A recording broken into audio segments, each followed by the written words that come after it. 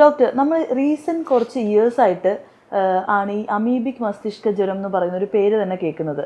അതിന് മുമ്പായിട്ട് നമ്മളങ്ങനെ കേട്ടിട്ടില്ല. ശരിക്കും എന്താണ് ഈ ഒരു ഡിസീസ്?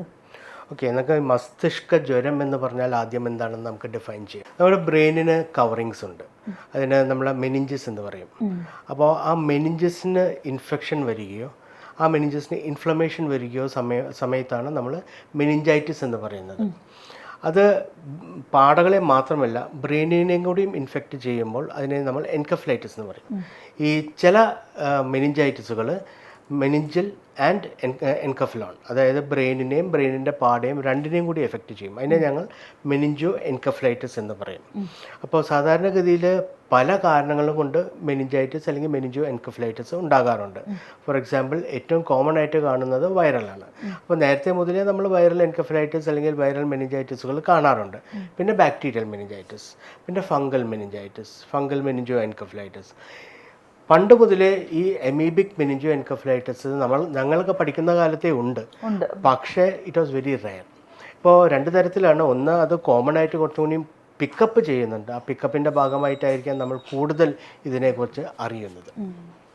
അപ്പോൾ ഇത് ശരിക്കും പറഞ്ഞാൽ എന്തുകൊണ്ടായിരിക്കും ഈ ഒരു റീസെൻ്റ് ഇയേഴ്സിൽ ആയിട്ട് നമ്മുടെ കേരളത്തിൽ അവിടെ ഇവിടെയൊക്കെ ആയിട്ട് പോപ്പപ്പ് ചെയ്തിങ്ങനെ വരാനായിട്ടുള്ള റീസൺ എന്താ? അതുവരെ നമ്മളങ്ങനെ കണ്ടിട്ടില്ല. അതോ എന്തുകൊണ്ടായിരിക്കും?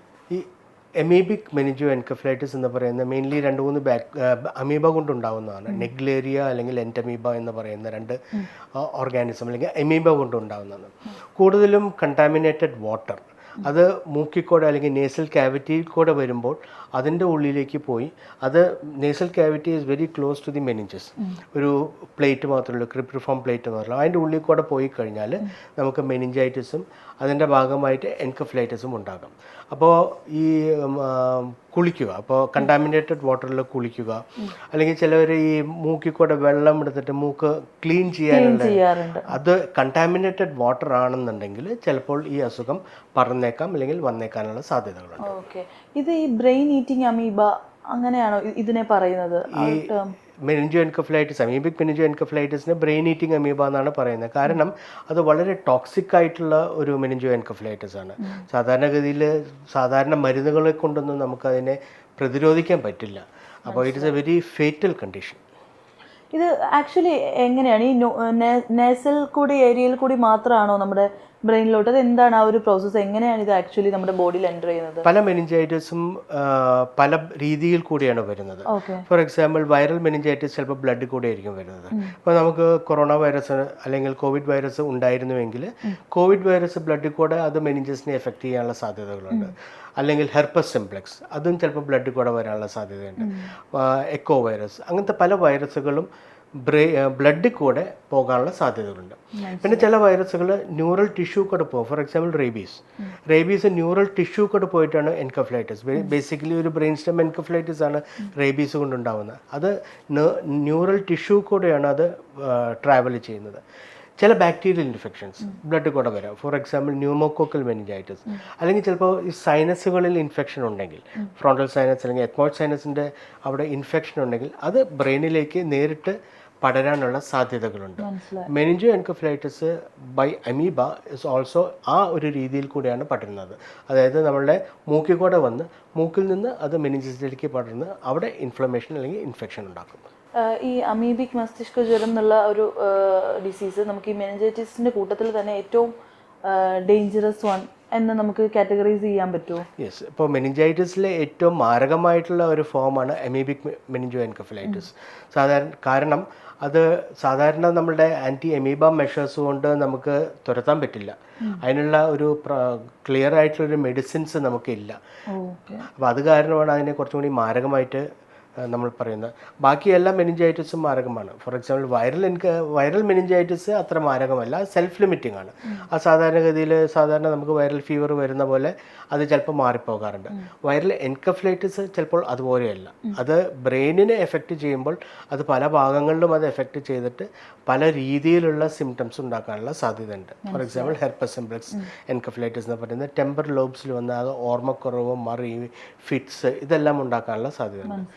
അതേപോലെ തന്നെ ഈ എമീബിക് മെനിഞ്ചോ എൻകഫലൈറ്റിസ് ഇസ് ബേസിക്കലി ഒരു ടോക്സിക് കൈൻഡ് ഓഫ് മെനിഞ്ചൈറ്റിസ്. അത് നമുക്ക് ഇപ്പോഴത്തെ മെഡിസിൻസ് കൊണ്ട് വലിയ കാര്യമായിട്ടുള്ള ഇതില്ല. അപ്പോൾ നമുക്കിത് സർവൈവ് ചെയ്യുക എന്ന് പറഞ്ഞു കഴിഞ്ഞാൽ പോസിബിൾ ആണോ? അപ്രോപ്രിയേറ്റ് ആയിട്ടുള്ള ട്രീറ്റ്മെൻറ്റ് കൊടുക്കുക, നേരത്തെ തന്നെ കണ്ടുപിടിക്കാൻ പറ്റുക, നമ്മുടെ ആ ടോക്സിസിറ്റി കുറയ്ക്കാൻ പറ്റുമെങ്കിൽ, ഇൻഫ്ലമേഷൻ കുറയ്ക്കാൻ പറ്റുമെങ്കിൽ there are chances that they can survive. പക്ഷേ പൊതുവേ the mortality rate is very high. Okay, ഇതൊരു പേഴ്സൺ ടു പേഴ്സൺ, നമ്മളിപ്പോൾ ഒരു അഫക്റ്റഡ് പേഴ്സണായിട്ട് ഡയറക്റ്റ് കമ്മ്യൂണിക്കേഷൻ ചെയ്തു കഴിഞ്ഞാലുള്ള പ്രോബ്ലംസ് എന്തൊക്കെയായിരിക്കും? സാധാരണഗതിയിൽ amoebic meningoencephalitis direct person to പേഴ്സണുള്ള ചാൻസ് വളരെ കുറവാണ്. കാരണം അതിൻ്റെ പോർട്ടൽ ഓഫ് എൻട്രി മൂക്കിക്കൂടെയാണ്. അപ്പോൾ മൂക്കിക്കൂടെ അമീബ കയറണമെങ്കിൽ അതിന് ഇൻഫെക്റ്റഡ് ആയിട്ടുള്ള എന്തെങ്കിലും വാട്ടറോ അല്ലെങ്കിൽ കണ്ടാമിനേറ്റഡ് വാട്ടർ ഉണ്ടെങ്കിലേ പറ്റുള്ളൂ. ചില മെനിഞ്ചൈറ്റിസുകൾ അങ്ങനെയല്ല. ഫോർ എക്സാമ്പിൾ വൈറൽ എൻകഫലൈറ്റിസ് അല്ലെങ്കിൽ വൈറൽ മെനിഞ്ചൈറ്റിസ് നമുക്ക് ഇപ്പോൾ വായുക്കൂടെ പടർന്ന് കോവിഡ് വന്ന് അതിൻ്റെ മെനിഞ്ചൈറ്റിസ് വരാം. അല്ലെങ്കിൽ മെനിഞ്ചോകൊക്കൽ മെനിഞ്ചൈറ്റിസ് എന്ന് പറയുന്ന ഒരു എപ്പിഡമിക് ആയിട്ടുണ്ട്. അത് സാധാരണഗതിയിൽ നമുക്ക് വായു കൂടെയും പടരാനുള്ള സാധ്യതകളുണ്ട്. മനസ്സിലായി. ഇപ്പം റീസെൻറ്റ് ഡേയ്സ് ആയിട്ട് കൊച്ചിയിലും കുറച്ച് പേർക്ക് റിപ്പോർട്ട് ചെയ്തിട്ടുണ്ടെന്ന് കണ്ടിരുന്നു. അപ്പോൾ ശരിക്കും പറഞ്ഞാൽ ഇത് കേരളത്തിലാണെങ്കിൽ പോലും നേരത്തെ എക്സിസ്റ്റിംഗ് ആയിട്ട് ഉണ്ടായിട്ടും നമ്മൾ കണ്ടുപിടിക്കാനായിട്ട് വൈകിയതാണോ? It is possible. കാരണം ഇപ്പോൾ നമ്മുടെ പിക്കപ്പ് റേറ്റ് കുറച്ചുകൂടി കൂടുതലായിട്ടുണ്ട്. നമ്മൾ CSF ചെയ്ത് അതിൽ ഡെമോൺസ്ട്രേറ്റ് ചെയ്യണം. അതിൽ നമ്മൾ അമീബ ഡെമോൺസ്ട്രേറ്റ് ചെയ്ത് കഴിഞ്ഞാൽ മാത്രമേ അത് നമ്മൾ അമീബിക് മെനിഞ്ചോഎൻകഫലൈറ്റിസ് എന്ന് പറയാൻ പറ്റുള്ളൂ. അപ്പോൾ അതിനുള്ള ഇപ്പോൾ നമ്മൾ കൂടുതലായിട്ട് കണ്ടു തുടങ്ങുമ്പോൾ നോക്കുന്ന ഡോക്ടർമാർക്കും പെത്തോളജിസ്റ്റുകൾക്കും അമീബയെ നമുക്ക് തപ്പാനുള്ളൊരു സാഹചര്യമുണ്ട്. ഇപ്പോൾ എപ്പോഴും നമുക്ക് അമീബയെ കണ്ടോളണം എന്നില്ലല്ലോ. ഇല്ല. അപ്പോൾ അത് കണ്ടു കഴിഞ്ഞാൽ it makes a lot of difference. മനസ്സിലായി. അപ്പോൾ ഇതിനു മുമ്പ് മേ ബി ഉണ്ടായിട്ട് നമ്മൾ പിക്കപ്പ് ചെയ്യാത്തത് ആയിരിക്കാം. അതെ, ഉറപ്പ് നമുക്ക് പറയാൻ പറ്റില്ല. ഇപ്പം നമ്മൾ ശരിക്കും ഇതിൻ്റെ ഒരു കോഴ്സ് എങ്ങനെയായിരിക്കും? നമ്മൾ ഈ സ്വിമ്മിംഗ് പൂള് യൂഷ്വലി ഉള്ള സ്വിമ്മിംഗ് പൂളിലൊക്കെ യൂസ് ചെയ്താലും ഇത് യൂഷ്വൽ സ്വിമ്മിംഗ് പൂളിൽ കണ്ടാമിനേറ്റഡ് ആണെങ്കിൽ യു ക്യാൻ ഹാവ് ചാൻസസ്. അപ്പം നമ്മൾ സാധാരണ സ്വിമ്മ് ചെയ്യുമ്പോൾ നമ്മൾ മൂക്കിക്കൂടെ വെള്ളം വരാറില്ല. പക്ഷെ മൂക്കിക്കൂടെ കണ്ടാമിനേറ്റഡ് വെള്ളം പോയി അത് നേരെ സൈനസിലേക്കോ അല്ലെങ്കിൽ അവിടേക്കോ പോയി കഴിഞ്ഞാൽ മാത്രമേ ഈ ഒരു സിറ്റുവേഷൻ വരുള്ളൂ. അപ്പോൾ ജസ്റ്റ് സ്വിമ്മിങ് മാത്രം കൊണ്ട് ഇത് വരില്ല. പക്ഷേ you have to be careful. അത് ശരിക്കും വാട്ടർ ഡിസ്ഇൻഫെക്റ്റ് ചെയ്യണം. It's going to be a public health problem. ആ പബ്ലിക് ഹെൽത്ത് പ്രോബ്ലത്തിനെ എങ്ങനെയാണ് നമ്മൾ സിറ്റുവേഷൻ മനസ്സിലാക്കിയിട്ട് ഡീകണ്ടാമിനേറ്റ് ചെയ്യുക എന്നുള്ള പഠിച്ചിട്ട് വേണം സ്വിമ്മിംഗ് പൂളിൽ നമ്മൾ ഡീകണ്ടാമിനേറ്റ് ചെയ്യാൻ അല്ലെങ്കിൽ ഡിസ്ഇൻഫെക്റ്റ് ചെയ്യാൻ. അതെ, അതുപോലെ തന്നെ കുറേ ഫേക്ക് പോസ്റ്റേഴ്സ് ആണോന്ന് എനിക്കറിയില്ല. ചില ഡീറ്റെയിൽഡ് പോസ്റ്റുകൾ ഇങ്ങനെ വരുന്നുണ്ടായിരുന്നു. നമ്മൾ ഷവർ ചെയ്യുമ്പോഴും വീട്ടിൽ നമ്മുടെ ടാങ്കിൽ നിന്ന് വരുന്ന വെള്ളം പോലും നമ്മൾ കെയർഫുൾ ആയിരിക്കണം, അങ്ങനെയൊക്കെ വന്നിട്ടുണ്ടായിരുന്നു. അതിലെന്തെങ്കിലും ഓക്കെ, ഇതിപ്പോൾ എൻ്റെ വീട്ടിലും ഇതുപോലെ തന്നെ സംഭവിച്ചത്. നമ്മുടെ ഭാര്യ ചോദിച്ചു, ഇപ്പം നമ്മുടെ വെള്ളത്തിൽ നിന്ന് നമ്മൾ യൂസ് ചെയ്യുന്ന ടാങ്കിൽ നിന്ന് വരുന്നു. അപ്പോൾ യൂസ് ചെയ്യുന്ന ടാങ്കിലെ വെള്ളം അല്ലെങ്കിൽ നമ്മൾ കിണർ വെള്ളമാണ് ഉപയോഗിക്കുന്നതെങ്കിൽ അതിൽ നമുക്ക് കണ്ടാമിനേഷൻ ഉണ്ട് എങ്കിൽ it is possible that you can get it is. പക്ഷേ ഒരു റെയർ കണ്ടീഷനാണ്, അങ്ങനെ പോസിബിലിറ്റി കുറവാണ് പോസിബിലിറ്റി.